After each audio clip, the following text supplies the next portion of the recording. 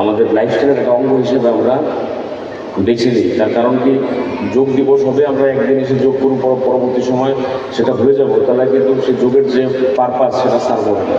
সবার প্রতি আহ্বান থাকবে, যোগকে যেন আমরা একটা রুটিনের মধ্যে, একটা শারীরিক রুটিনের মধ্যে, আমরা প্রতিদিনের রুটিনের মধ্যে আমরা রাখি, এবং এই যোগের মাধ্যমে আমাদের দেখা দেখে আমাদের পরবর্তী প্রজন্ম যেন তার সাথে যুক্ত হয়। আজকে বহু ছেলেমেয়েরা যোগের সাথে নতুন করে যুক্ত হয়েছে, যেটা 14 সালে ছিল না। একমাত্র বিশ্ব যোগ দিবস ঘোষণা হওয়ার পর থেকে জন আন্দোলনের রূপ নিয়েছে সারা ভারতবর্ষব্যাপী। প্রতিটা পাড়ায়, প্রতিটা বাড়িতে যোগের জন্য একটা, আমরা দেখি যে যোগের যে টিচার ছিল তাদের আগে সেরকমভাবে মূল্য ছিল না, কিন্তু বর্তমানে আমরা দেখি অনেক যোগ টিচার বিভিন্ন স্কুলে রিক্রুট হচ্ছে, প্রাইভেটভাবে তারা যোগ করাচ্ছে।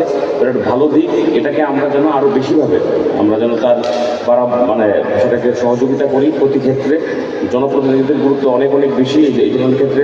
ওয়ার্ড কাউন্সিলর থেকে শুরু করে আমাদের বিভিন্ন এমএলএরা যারা আছেন, বা তার বাইরে কর্পোরেটর থেকে শুরু করে সমস্ত জনপ্রতিনিধি, তারা যেন এই বিষয়টা অত্যন্ত সিরিয়াসলি নেন, যেন আমাদের ভবিষ্যৎ প্রজন্ম, পরবর্তী প্রজন্ম সুস্থ এবং সবল থাকে। যেটা ইয়াং ইন্ডিয়া, ভাইব্রেন্ট ইন্ডিয়া বলা হয়।